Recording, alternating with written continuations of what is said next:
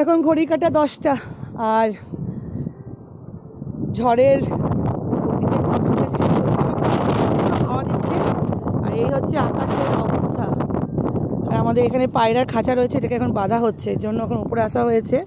আর এখানে এত হাওয়া দিচ্ছে দাঁড়িয়ে থাকা যাচ্ছে না, পুরো গাছগুলো এখান দিয়ে হয়ে গেছে, জল পড়ে গেছে, এখান থেকে গাছগুলো সব পড়ে গেছে।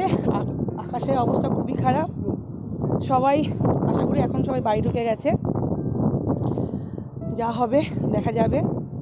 ভগবান করুক অল্পর ওপর দিয়ে যেন ক্ষতিগ্রস্ত হয়। আর বিশেষ করে একটাই রিকোয়েস্ট, অবলা মানে জীব যেমন কুকুর, বিড়াল, ছাগল, এরা যদি আশ্রয় নিতে আসে মানবিকতা দেখিয়ে ওদেরকে রাখুন। আবার যখন নর্মাল যখন ওয়েদার হয়ে যাবে ওরা নিশ্চয়ই চলে যাবে, দুচ্ছাই করবেন না, কারণ ওরা অবলা জীব।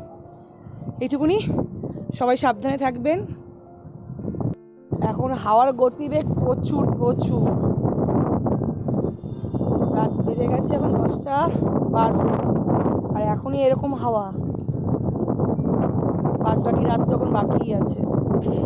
যাক, সবাই ভালো থাকবেন, সাবধানে থাকবেন, আজকে রাতটা একটু সজাগ থাকবেন।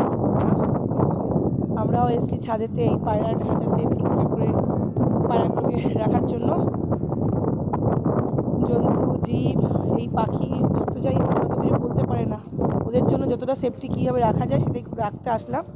এই যে খাঁচাটা, যদিও ভয় নেই, কিন্তু এখানে একটা খাঁচা রয়েছে, এখানে অনেক বাচ্চা পায়রা রয়েছে, যেন প্রচুর ক্ষতি না হয় ওর জন্যই। চলো।